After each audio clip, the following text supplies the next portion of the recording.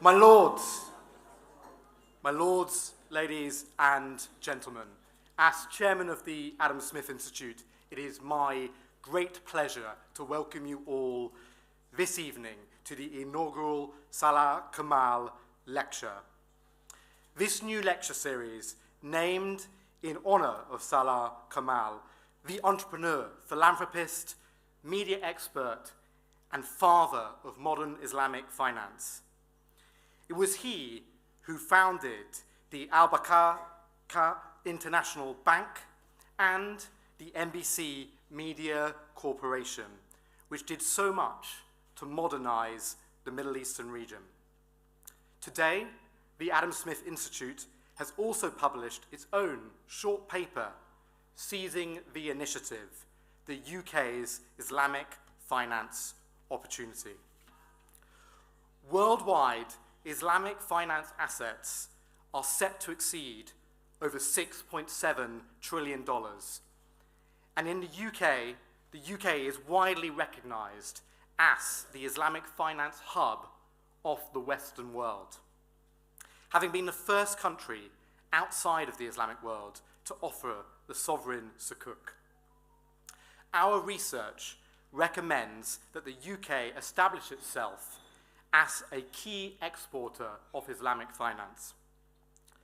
Before we hear from our keynote speaker, the Right Honourable Nadeem Zahawi MP, we will be hearing from those who knew Saleh Kamel personally in order to gain a better insight into his life and his achievements, including his own son.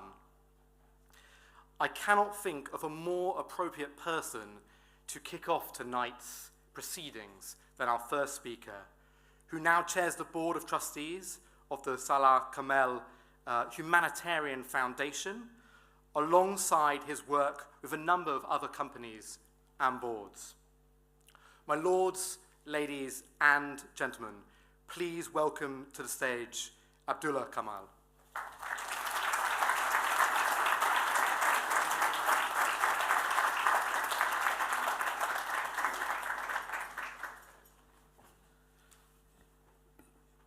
بسم الله الرحمن الرحيم والصلاة والسلام على سيدنا محمد وعلى آله وصحبه وسلم. Distinguished guests, honorable lords, and members of the House of Commons. Assalamu alaikum wa rahmatullahi wa barakatuh. It is with my great pleasure that I welcome you to the inaugural Saleh Kamel Lectures, a significant event commemorating the legacy of a visionary leader in the world of economics and commerce, a man whom I'm privileged to call my father. This evening, we have gathered not only to pay tribute to his extraordinary legacy, but also to embark on a journey of enlightenment and intellectual. In a partnership with the Adam Smith Institute, ASI, the institute, well known as one of the world's foremost think tanks, has been instrumental in shaping political opinion and advocating for free markets with aspiration of eradicating poverty, a cause that would have a lot of meaning to my father. But of course, this evening is first and foremost a special evening for me and my family. And I'm delighted that my mother, Maida Nazir, which I owe very much, is here. She's a long-time companion of my father and true friend. It is also an honor that the Right Honourable Nadeem Zahawi MP has agreed to deliver the inaugural lecture. In a short while, we await his insight on the future of Saudi Arabia. Nadeem's own story, having arrived in the UK as an immigrant and risen to the highest levels of government alongside a distinguished entrepreneur career, is a testament of his remarkable success. I extend a warm welcome to him on this important occasion. Before we begin the lecture, I wish to share a few reflections of my own. I stand before you with a profound pride as the son of Saleh Kamel, a man whose unbeatable spirit, unwavering commitment have left an enduring imprint on the worlds of economics, commerce, and banking. Pioneering Islamic banking, my father broke the conventional boundaries of business, embodying a visionary outlook, harnessing the potential for innovation and progress rooted in the principles of Islamic finance. He was the chairman of the Islamic Chamber of Commerce and Development, the ICCD, having earlier established Al-Barakah Symposium for Islamic Economy in 1981. Through his groundbreaking initiatives, my father led the groundwork for global movement, advocating for financial inclusivity, ethical investment, and sustainable growth.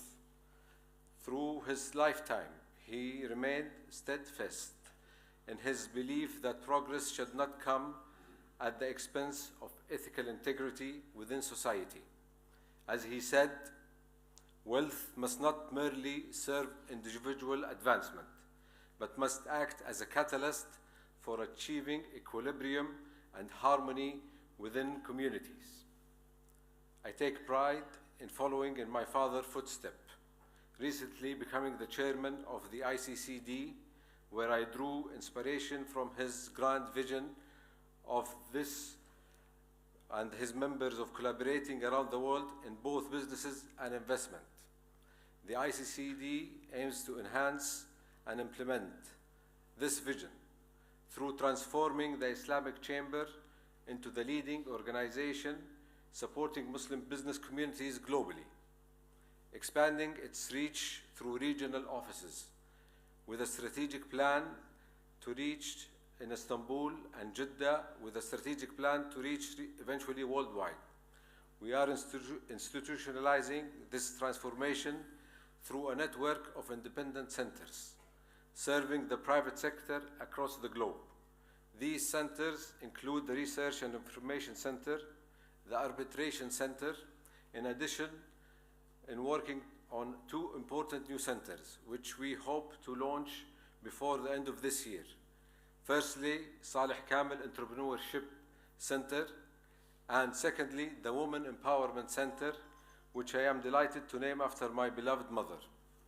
Furthermore, I am committed to enhancing the impact of Al-Barakah Symposium for Islamic economy, transforming it from an annual event in Saudi Arabia to a year-long global platform in major cities, from London to Jakarta, Istanbul, and on to Kuala Lumpur. We have also initiated the Saleh Kamel Award for Islamic Economy, the most important award in the world of economics, in Islamic economics. Through these endeavors and others, we strive to realize my father's vision of elevating the holiest city of Islam, Mecca and Medina, into a global financial hub. Indeed, under the leadership of the custodian of the two holy mosques, King Salman bin Abdul Aziz and Crown Prince Mohammed bin Salman. Saudi Arabia has emerged as a shining light of innovation and investment on the global stage, from pioneering infrastructure projects to cutting-edge technological advancement. Our nation continues to set an exemplary standard, propelling progress and prosperity on an international scale. I invite each of you present tonight, as well as those turning into remotely, to immerse yourself in the modern Saudi Arabia.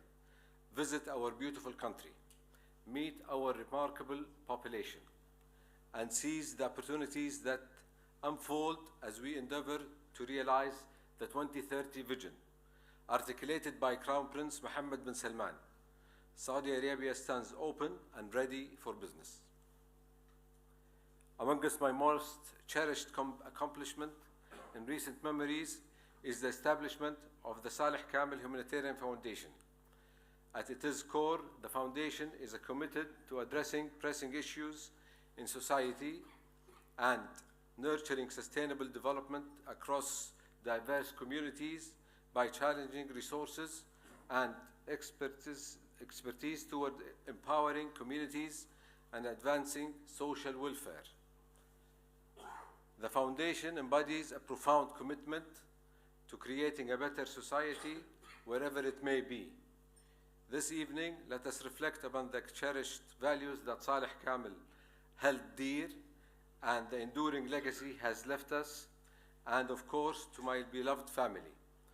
Let us reaffirm our dedication to fostering a world where compassion, innovation, and a collaborative spirit reign supreme. May the proceeding of this evening serve as a guiding light of enlightenment and inspiration, steering us toward a future characterized by prosperity and progress for all. Thank you. Wassalamu alaikum wa rahmatullahi wa barakatuh.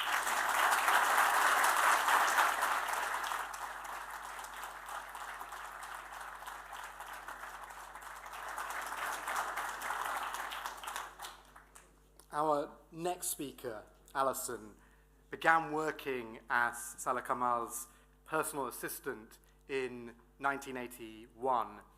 And over the years, she has worked in many of the group's companies while continuing to be a personal support to the family. In 2016, she went on to set up her own company where she provides similar services to various clients. Could you please welcome to the stage Alison Dodds?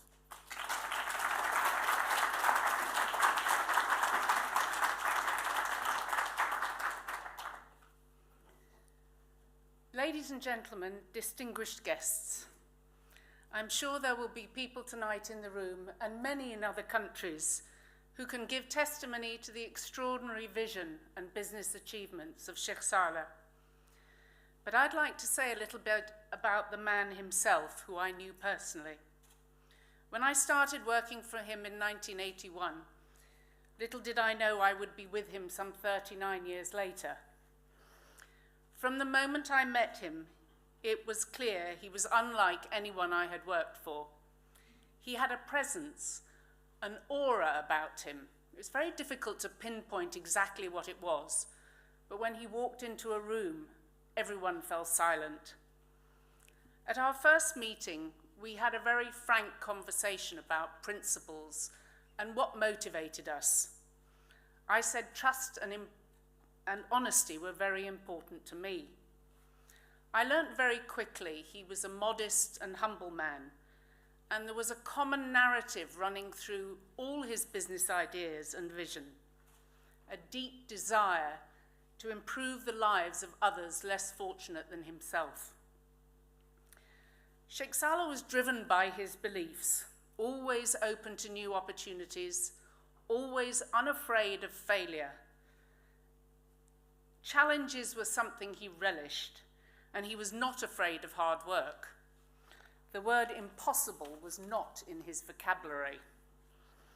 His love of family, his care, compassion, and generosity, along with a great sense of humor, were evident in all he did.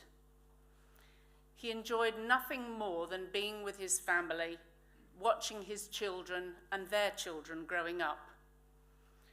Often working late when he was in the office in London, reading through a huge pile of papers he inevitably brought with him. He would talk about his ideas for the next project, or simply about life in general, whilst never forgetting to ask about my family. His visits to London were always prompted by the same question. And how long have we been working together again, Alison? And before I had a chance to work it out, his eyes would twinkle and he would reply, longer than you've been married to either of your husbands. That sense of humor was never far from the surface. I felt there was a mutual respect and loyalty between us, which is why I think our working relationship endured so many years. During the COVID lockdown in March 2020, he phoned me. "What can I do for you?" I asked. "Oh, nothing," he replied, which was very unusual. "I just wanted to check that you and your family were all well during this difficult time. so typical of his care for others. We talked for a few minutes, and then he ended by saying he was looking forward to meeting my new twin granddaughters who had recently been born on his next visit to London. I didn't know at the time, but I understand he made many such calls to old colleagues and friends. It was the last time we spoke. When I took that call, I remember exactly where I was and exactly every word of the conversation. And it's strange how this happens in important events in your life. And that was one of them. I have no doubt Sheikh Saleh's extraordinary legacy will live on through his family and through the work of the foundation that bears his name. He was an exceptional man, a one-off, and it's been a privilege to work with him and the family. My life has been greatly enriched by the experience.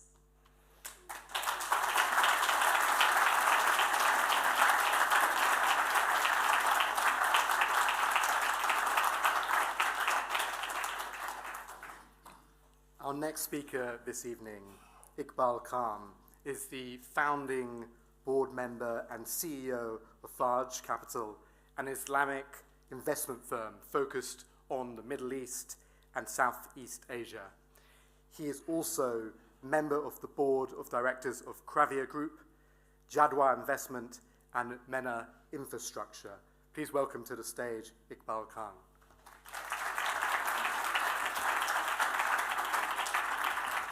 Bismillah ar-Rahman ar-Rahim. I want to pick up where Alison left, Sheikh Saleh Kamel's bit. When my third daughter was born, my wife, who's here, named her Baraka. Immediately I got a call from Sheikh Saleh Kamel. Don't forget to dedicate some royalty to the original Al-Baraka group. I said, Sheikh Saleh, I will do that, but you should not forget Ayman, who was the companion of the Prophet. And she was known as the original Lady Baraka. So we settled that we will both contribute to some good causes together. I feel very, very privileged, and I'm very grateful to the Saleh Kamel family for giving me this opportunity to publicly state how much we owe to that great man. Every country, every community, every family reveal their identity by the people they produce, but more importantly, by the people they remember. When we have a sense of history, we do not go down in morality. I've had the great privilege to work with Sheikh Saleh Kamel, and 5 minutes I was telling Akh Abdullah is not a time which I can do justice, but 3 distinct memories.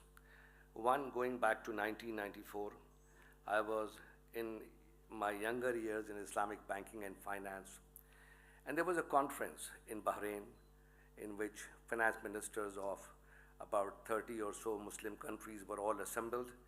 And the conference was, should we create stock markets which are dedicated for Islamic financial instruments and scripts? And I remember one night before visiting Sheikh Saleh Kamel in the Regency Intercontinental in Bahrain, and I said, Sheikh Saleh, this will be a disaster, because if we create a separate stock market, then the industry will go backward. So we discussed this, and it was very political because at that time, pan-Arab nationalism was at its peak. So Sheikh Saleh Kamel said, okay, so you say these things in the meeting, and I have discussed this with Prince Muhammad Al Faisal and himself, and we will support it. And the support was that, Islam, when it came, it continued with the good practices of the past. All the months of the holy calendar, Ramadan, Shaban, Shawwal, were all part of the Ayyam al-Jahiliyyah, the days pre-Islam. And therefore, it was very important to make sure that we did not go and divide the stock markets. That monumental decision, which was attributable to Sheikh Saleh Kamel's wisdom, and he convinced Prince Muhammad Al Faisal Al Saud to support that, was in my view a very distinctive decision which led to Islamic finance getting mainstream relevance, which was talked about that it's an industry which has grown so far. Fast forward, 2003, after 9/11, Dubai is holding the IMF meetings and World Bank meetings. And there was a meeting which Treasury Secretary John Snow at that time and his cabinet called, in which by invitation, the governor of central bank, Sultan Nasir al-Suwaidi, Governor Zaiti from Malaysia, Sheikh Saleh Kamel, the president of IDB, and myself, we were invited to a closed-door meeting. And in that meeting, Sheikh Saleh Kamel said something which was that if 9/11 has proved anything, we need more of Islamic finance. If 9/11 has proved anything, we need to give mainstream relevance to Islamic finance so Muslim minorities living in Britain can own homes, own businesses without compromising their faith. And in the process, they become more British and more Muslim. That is a word which I have always carried it with me. When I was running HSBC Amana and launching home financing, business financing products in UK and in America, we always took Sheikh Saleh Kamel's very futuristic words. And I want to move on to 2012, when I had the great privilege of getting the Royal Award for Islamic Finance. In my acceptance speech, for me, the greatest honor was this, that the first recipient of that award was no one else except my mentor, my teacher, and my role model, Sheikh Saleh Kamel Rahmatullah Alayh. And I said, we grow in the image of those whom we respect, those whom we admire, and those whom we love. And I always respected him, admired him, and loved him dearly. And he was very, very kind to me. He always teased me about naming my daughter Baraka. He said, make sure that no more ventures are called with Baraka's name. So I said, that you have to convince my wife. So Sheikh Saleh Kamel had a big impact. There was a word which he always said, Yanfa'un Nas. In the Quran, in Surah Ar-Ra'd, said that which is good for mankind. His definition of Islamic finance was that you can do everything and anything which is good for mankind. Yanfa'un Nas. That is the definition of Islamic finance. If anything is good for the environment, if anything is good for humanity, that is allowed in Islamic finance. That was his faith, that was his belief, and that was his practice. And thank you very much for listening to me. I can continue for the next couple of hours, but I think we have a very important guest who's going to speak after this, and you have all turned up to listen to him and not to me. Thank you very much.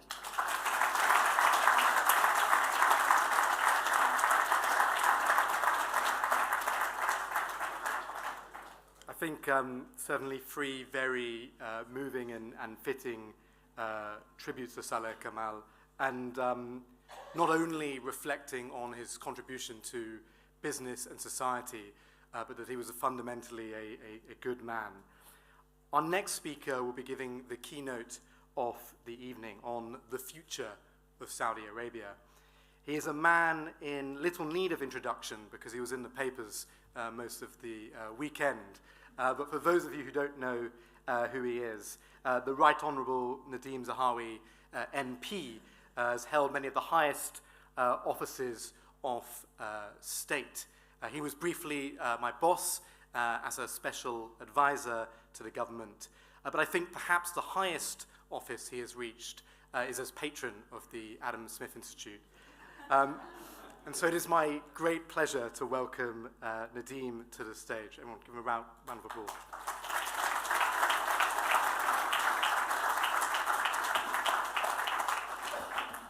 Thank you very much, James. My friend, Assalamu alaikum wa rahmatullahi wa barakatuh. And welcome to this fabulous event here at the Dorchester. Welcome as well to all those of you for whom this is... Oh my God. Forgive me. Welcome as well to all of you to whom this is your first interaction with the new and improved Adam Smith Institute 2.0. Under the steady command of our chairman, my old special advisor, as you've heard, James Lawson, the team especially, of course, the brilliant Mimi for organizing tonight should be thanked for putting on what is surely one of the most impressive events a British think tank has hosted for many years, and that's just as well, because we are here to discuss an incredibly important topic, and a topic that was spearheaded by a very important man, in whose, of course, honor we all come together tonight. Fundamentally, economics is the study of people as much as it is the study of anything else. I spent 10 years of my life making a living studying human behavior. At YouGov, the British unicorn I was proud to lead for a decade, we studied the best and the worst of people. But I don't need that experience to appreciate the very human desire for a son to want to commemorate the life and legacy of an extraordinary father. We have just heard what a wonderful and impressive man Sheikh Saleh was. Of course, Sheikh Abdullah Saleh al-Kamel, you do your father proud this evening. Shukran. The ASI exists alongside its work as a think tank, and of course as an educational charity. And it has been one of the joys of my post-government life to be able to reconnect with the intellectual side of the world of politics, from economics and of course public policy to philosophy and even history. No practitioner of politics, my friends, can neglect the intellectual world for long and it still hope to be successful. As a chemical engineer, by my initial training, and of course, as a real salesman at heart, I can thoroughly recommend the brain boxes at the Adam Smith Institute for the sheer breadth and depth of their knowledge. When I was asked to give this inaugural keynote speech on Islamic finance, I went right back to the start, even before the revelation of the Prophet Muhammad sallallahu alaihi wasallam. The people living on the Arabian Peninsula were no slouches. The Himayra people, with their ancient city, Qaryat al-Faw, had extensive markets and operated trade routes for hundreds of years. Their position, sandwiched between Rome to the west and Persia to the east, allowed them to sit between the two superpowers of their day. They took advantage of the monsoon winds for seaborne trade with India, though seaborne trade was gradually supplanted by trade by land. When Roman trade in the Red Sea and Indian Ocean boomed after the incorporation of Egypt into the empire by the Emperor Augustus, but even the mighty Caesar Augustus failed in his attempt to conquest of Arabia. Led by Gallus between 26 and 25 BC, a fateful moment, as nearly 700 years later, forces would march in the opposite direction. Those armies were, of course, led by a man whom, in the word of my friend Lord Hannon of Kingsclear, was the only businessman to also found a major religion. I mean, of course, Islam, with the civilizational scope and encompassing not just the sphere of religion, but also law, society, and even economics. As our excellent ASI paper released today says, the provision of Sharia-compliant financial services is at once relatively young and relatively old. According to some historians, the elimination of interest in early Islam culminated in a fully fledged Islamic economic system under Umar ibn al-Khattab, the second Khalifa al-Rashidun. An early form of market economy emerged, of course, under the early Islamic caliphates, with millions of people across vast swathes of territory tied together by a single legal system, and a single, widely circulated currency, the gold dinar. Muslim traders are even known to have used checks, sak, since the time of the Abbasid Caliphate.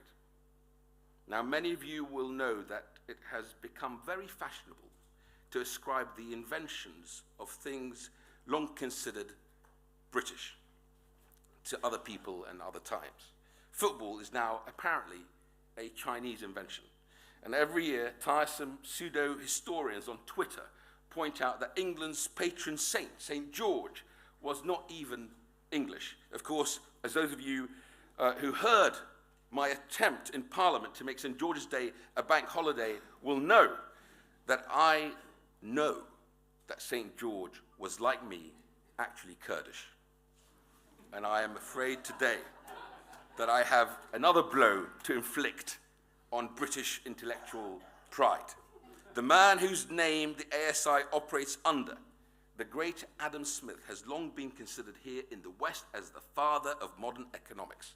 But, my friends, he was actually beaten by some half a millennium to this title by the great Andalusian Arabic scholar Abdurrahman ibn Khaldun, who lived and wrote in the latter half of the 1300s. Khaldunian thinking identified the division of labor as the basis for any civilized society. And let me quote Ibn Khaldun: "Thus he cannot do without a combination of many powers from among his fellow beings if he is to obtain food for himself and for them. Through cooperation, the needs of a number of persons many times greater than their own number can be satisfied." Instead of the example of the pin factory, Khaldun talked about the use of carvings for doors and chairs. So you have him to thank, quite literally, for where you sit this evening. Concepts like the Laffer curve, the idea that financial markets can help regulate themselves, and even the idea that big government hurts economic development, can all be found in his writings. Thankfully, our man, Adam Smith, was gracious enough to acknowledge in his essays on the history of astronomy the intellectual advances of the Islamic world. He wrote, "The empire of the caliphs seems to have been the first state under which the world enjoyed that degree of tranquility which the cultivation of the sciences requires. It was under the protection of those generous and magnificent princes that the ancient philosophy and astronomy of the Greeks were restored and established in the East. That tranquility which their mild, just, and religious government diffused over their vast empire revived that curiosity of mankind to inquire into the connecting principles of nature." And in defense of Smith, so the team don't disown me completely, he was the first to comprehensively pull all the concepts together to produce economics as we know it today. And by this day, it was the West that was driving all of the interesting intellectual developments. Christopher de Bellaigue, excellent recent work, The Islamic Enlightenment, bridges the gap between the world of the early caliphs and the medieval thinkers through to the modernizations that have brought us here today. These Islamic modernists attempted to reconcile Islam with modern developments in financial services. This included, of course, a reconsideration of the prohibition on interest in light of economic orthodoxy, which held that interest rates and insurance were among the preconditions for productive investment needed to stimulate growth in a modern economy. Sir Saeed Kamal Khan, one of the leading lights of the 19th century Aligarh movement amongst Muslims in British India, argued for a distinction between riba and the legitimate non-riba interests, such as in cases of commercial lending. As an aside, even my own great uncle, Jamil Sidqi al-Zahawi, played a part in this modernization in his own way. The son of the Mufti of Baghdad, Uncle Jamil held numerous government positions under the British Mandate and was variously editor of the only serious newspaper in Baghdad, Al-Zawra, and a professor of law at Baghdad University. A controversial topic was women's emancipation, exhorting women to give up the veil.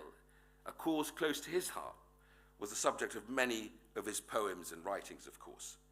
Trailblazers like him and, of course, Sheikh Saleh are the hows and whys in how the modern Middle East is now moving in the direction of progress and development that it is today, and none better than the Kingdom of Saudi Arabia. Gone are the desert qasair, or castles, of which the Umayyad caliphs were so fond. In comes the line and the Neom project. Fun fact to link ASI with these developments is, of course, Director of Research, Maxwell Marler's father, has worked on those projects and has also contributed to the Future Markets Policy Unit in the past. See, I'm always keeping tabs on my team at the ASI. In 1975, the Jeddah-based Islamic Development Bank was established with a mission to support bankable projects in OIC member countries, and the first modern commercial Islamic bank, the Dubai Islamic Bank, was established in 1979. It took the United Kingdom hundreds of years to go from Magna Carta to the kinds of social equality that we all enjoy here today. It looks to me, my friends, that the Kingdom of Saudi Arabia will get there very, very quickly. And that will be in no small part thanks to the work of Sheikh Saleh, about whom we have heard such wonderful stories tonight. Much like the Sheikh, I am a firm believer in capitalism and free markets.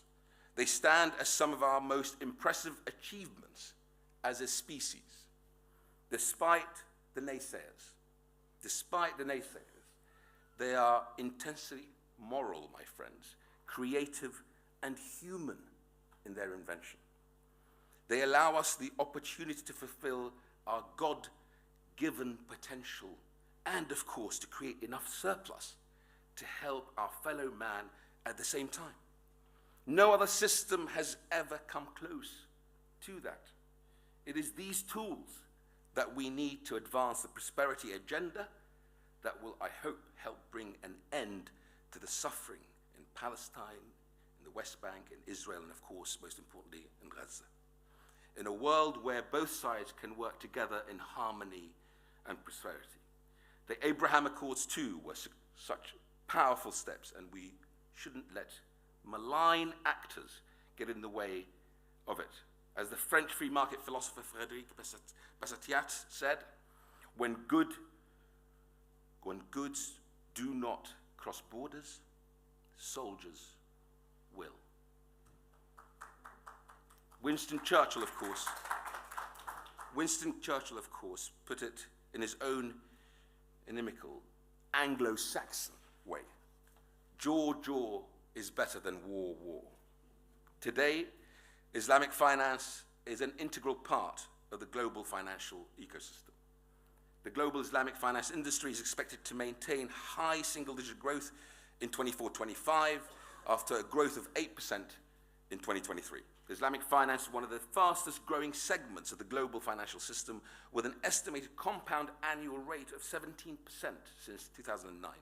The assets of the world's Islamic banks expanded rapidly to reach 3.24 trillion by the end of 22, up from 1.3 trillion in 2012, a decade earlier.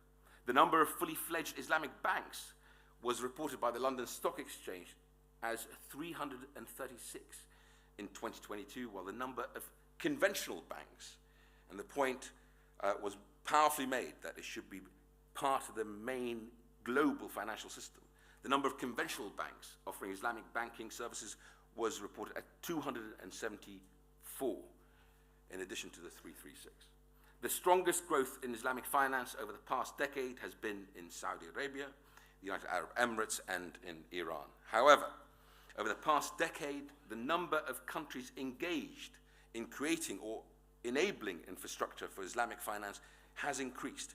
In 2023, Bank Niswa launched the first Sharia-compliant financial offering for retail customers in the Sultanate of Oman. Turkey has offered Sukuk certificates since 2012, with Islamic finance now regarded as strategically important by the Turkish government. Similar interest in Islamic finance has emerged in Kazakhstan, in Uzbekistan, in Nigeria, Uganda, and of course the Philippines. Now, I have referred to our paper tonight a few times, and I want to quote some of it to you. Clearly, Islamic finance represents a significant part of our global financial ecosystem, but what does that have to do with the United Kingdom?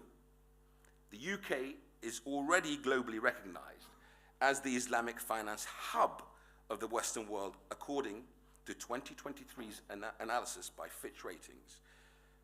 The strength of the United Kingdom, the London Stock Exchange as a key international Sukuk listing venue, its sizable Islamic fund segment, and its capable human capital people, including its professional legal services, which cater to Islamic finance globally.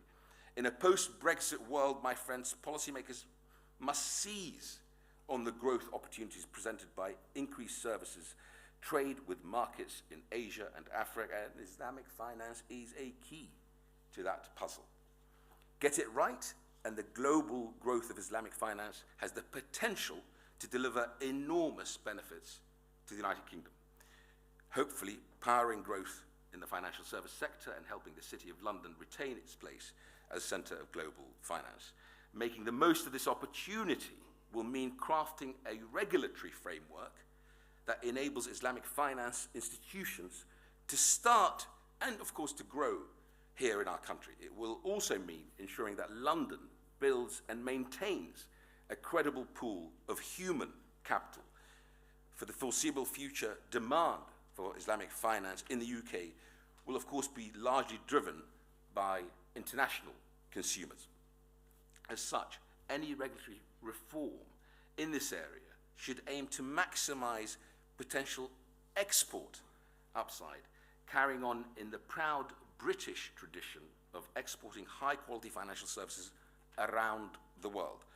With about 1.9 billion Muslims in the world today, the demand for Islamic finance is plain to see, my friends.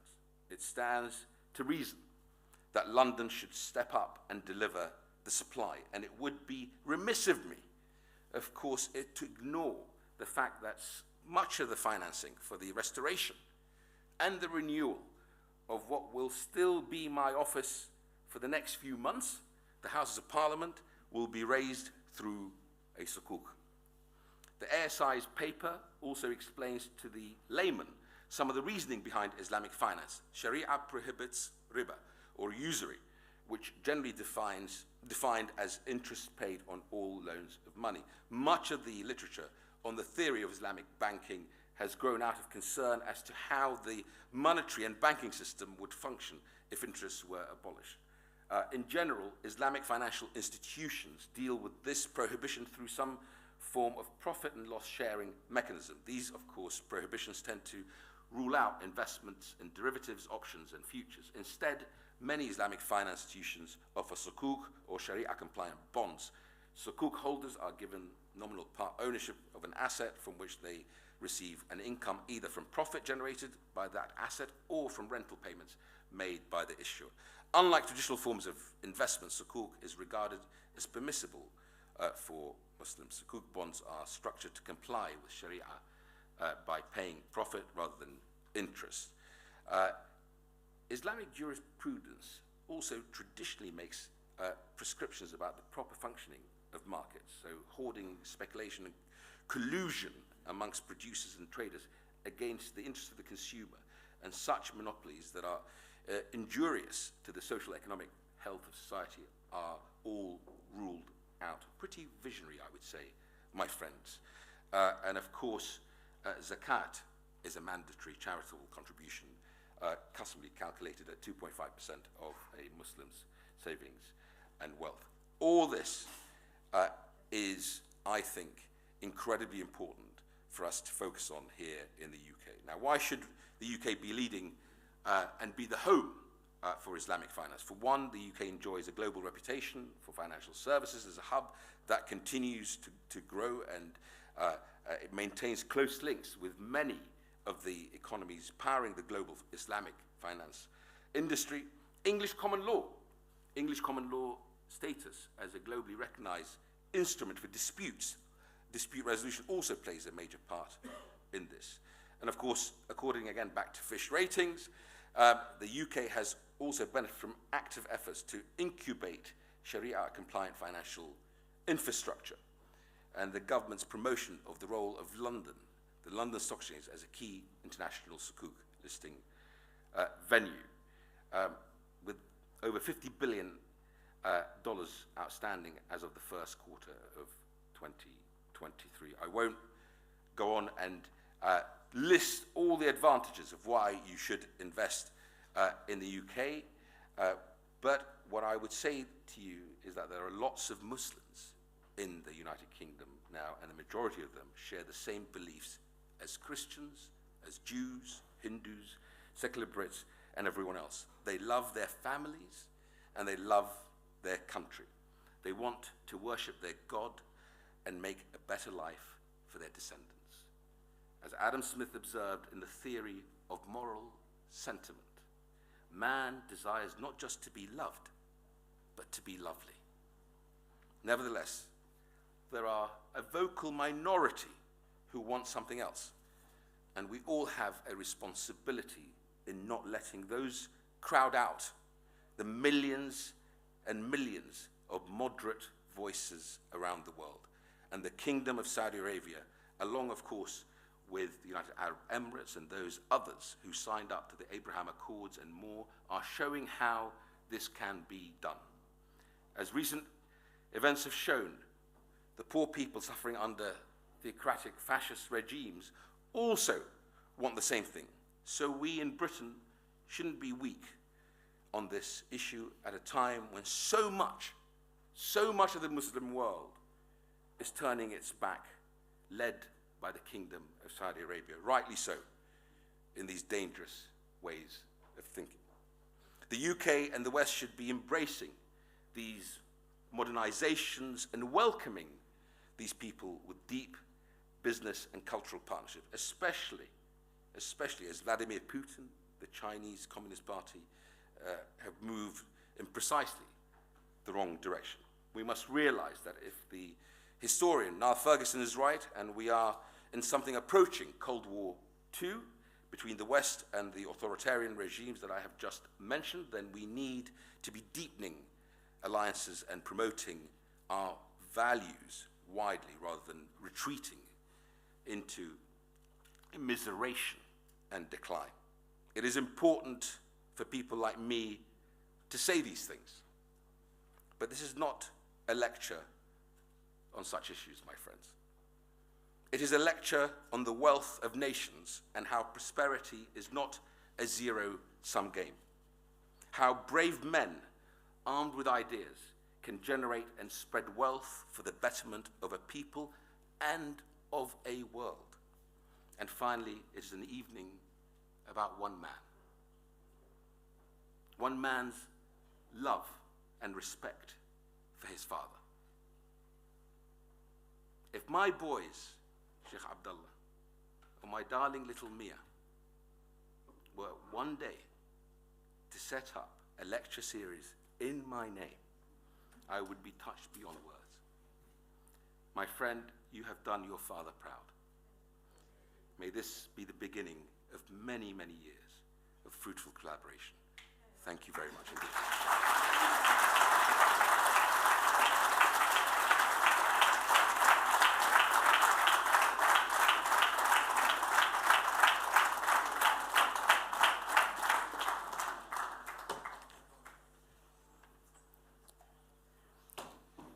We've got time for a little bit of Q&A, but if you'll bear with us, in the background behind me, it's like magic, chairs should appear.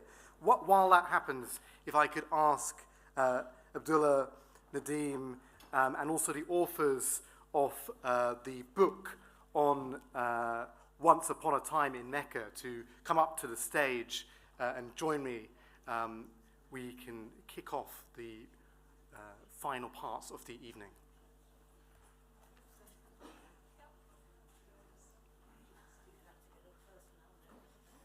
So our two extra guests, just very quickly as they come, we're joined by Sir William and Pat Lancaster, who wrote the book that you will all be entitled to a copy of on the way out. If we could see hands for anyone who has any questions, and I'll go around the room. We've got time for a few. We're running a little bit behind schedule, so I might not be quite as polite or honourable as the man whose name this series is named after, and a little bit more abrupt. Any questions from the floor? Aidan, I think the microphones are coming around. Thank you very much. A question for William Patey. As someone who knew Sheikh Saleh Kamel extremely well, I just wondered if there were any lessons in life you think he would like the audience tonight to take away with them.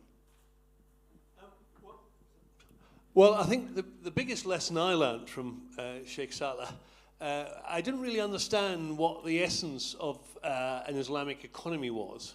And I'm not a big fan of unrestrained capitalism, which I'll freely admit to, because I think unrestrained capitalism can lead to quite derogatory and difficult situations. So Adam Smith's not my natural home.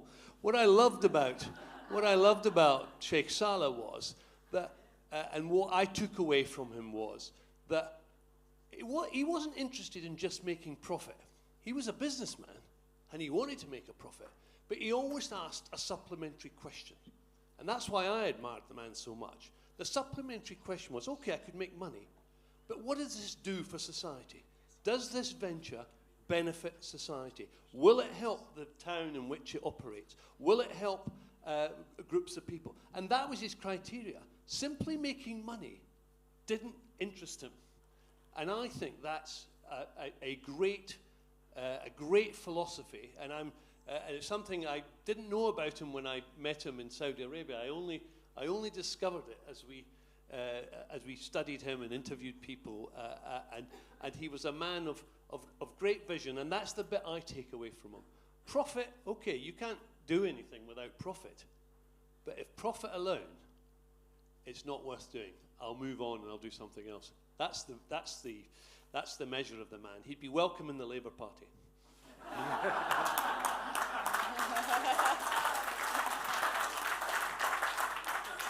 And Iqbal, if you might join us on stage as well. I think the fifth seat was for you, while Nadeem ponders on a response.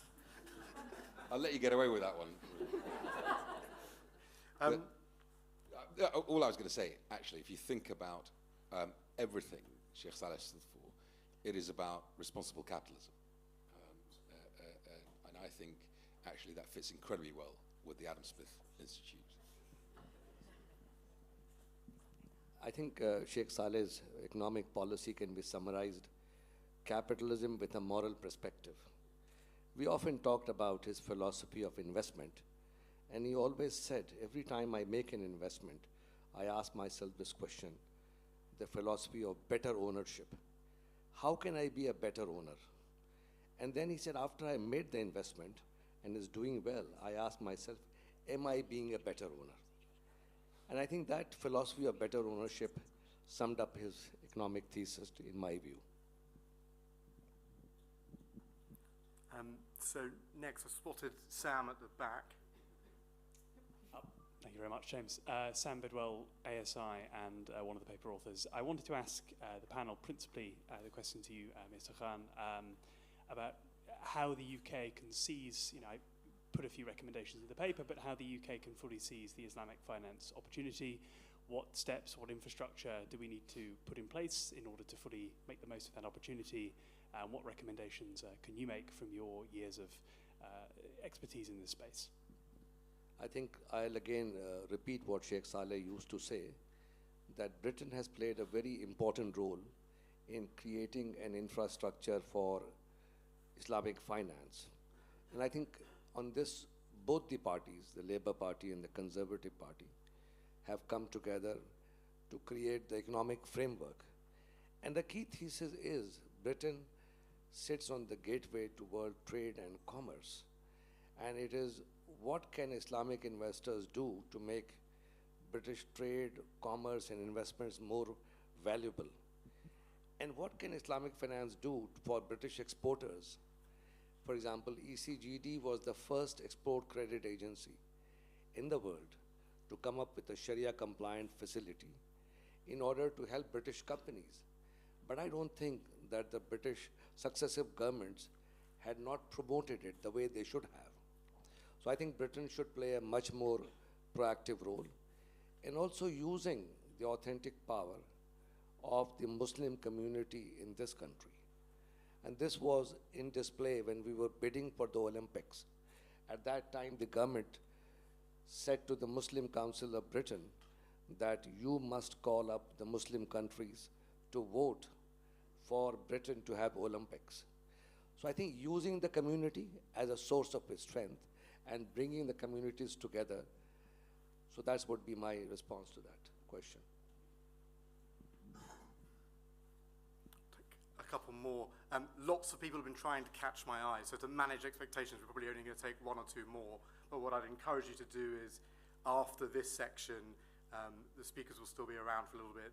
Feel free to approach them and ask your questions, particularly the sort of Westminster political hacks. If you want to grab Nadeem, I'm sure he'll spare a minute. I'm deliberately going around a bit more. I spotted Adele Darwish on the front row here, long-running author and many books and articles on the region. Might be a good one to go to next. Well, thank you very much. I sort of involved in the project, and I'm surprised in Nazim Zahawi didn't mention his most famous constituent, William Shakespeare, who voted for him, as in his Againger speech. But we've been talking about economics quite a lot, but there's two words. I think William touched upon a word that came new now in the last few weeks, which is corporate responsibility. Long before that phrase was coined, Sheikh Saleh was showing that.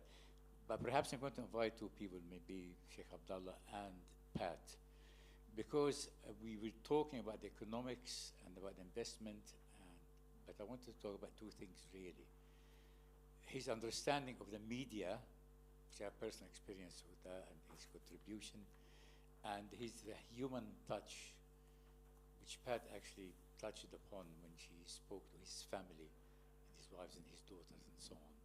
So perhaps Sheikh Abdullah can tell us a bit more about what he learned from him in the actual family sphere, and perhaps Pat can tell us more about the human and the journalistic awareness side of it. Thank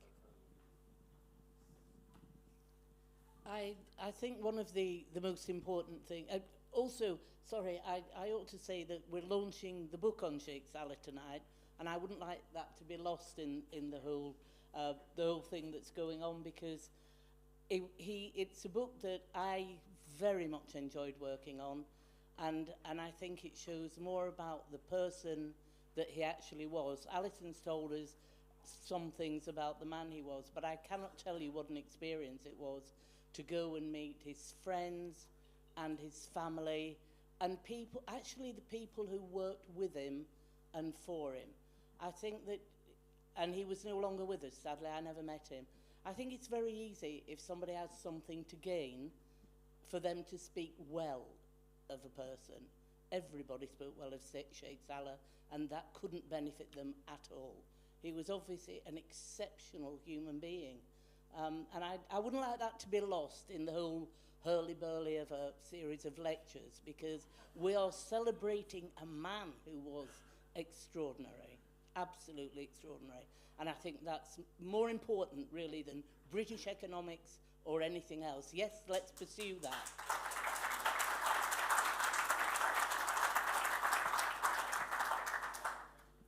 think Pat summed it all, so I'll save the question for somebody else. Would anyone else like to contribute on that one? Or? So we'll have copies of the book available later in the Holford room. I'll take maybe one more in the interest of time, and there will be opportunity for further refreshments and networking. I spotted Maxwell at the very back.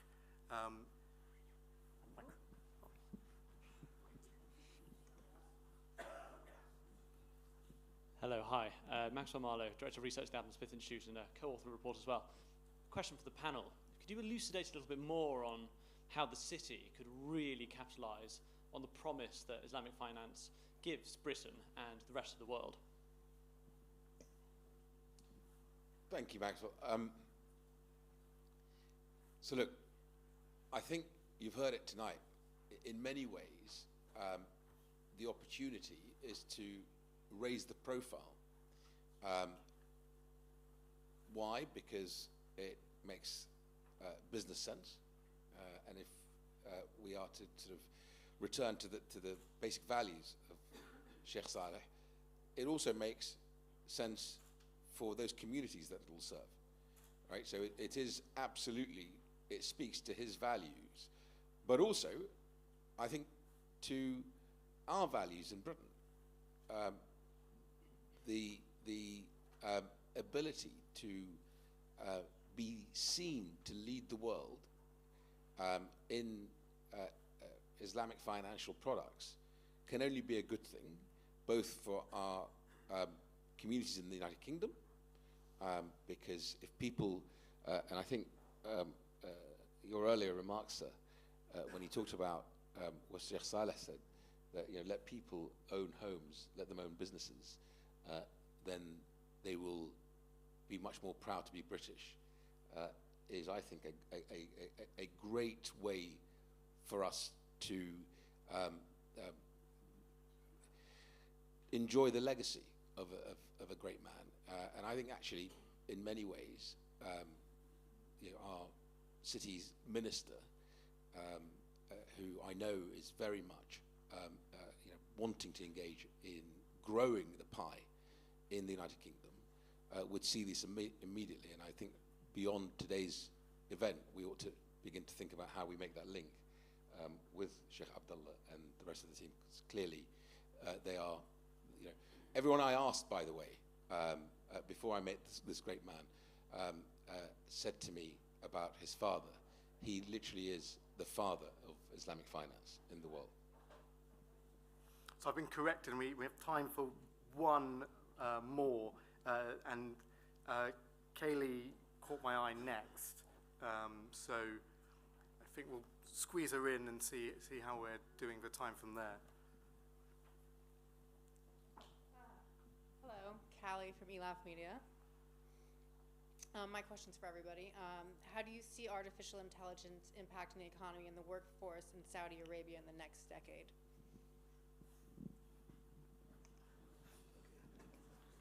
So Saudi Arabia is embracing the new technology in whether it is robotics or AI in every aspect. So Saudi Arabia's economy is going through a massive transformation today. 70% of the economy still is cash. So we think now with digitalization, 70% will become digital and 30% still will be cash. But in terms of the role of analytics and e-government, there Saudi Arabia is moving at a speed of light. And the total embrace in every ministry, every government, and AI will shape the way business is done. And Saudi Arabia realizes that today, not only Saudi Arabia, but rest of the world, we have an opportunity to leapfrog and go from a agricultural/mineral-based economy to a knowledge economy. So today you see Saudi Arabia encouraging in schools, colleges, universities, the use of AI, and that's going to continue to grow at an exponential pace. Can I just add a couple of observations? So some of you will know I served as the Secretary of State for Education after the delivery of the vaccine program when I was vaccines minister. And we hosted the Saudi Arabian ministerial team here in the UK. I think Saudi has a huge opportunity. Why do I say that? Because it has a large young population. And the use of AI in education, you're beginning to see a real impact. One of the areas from primary, secondary, all the way through to higher and further education. Imagine a world where that population is upskilled, reskilled, at pace, because AI can deliver. If you think about the world today, every young person at school can have a personal tutor, right? We did the national tutoring program to get children to catch up because we locked them down and closed schools down, I think mistakenly, in our country during the pandemic.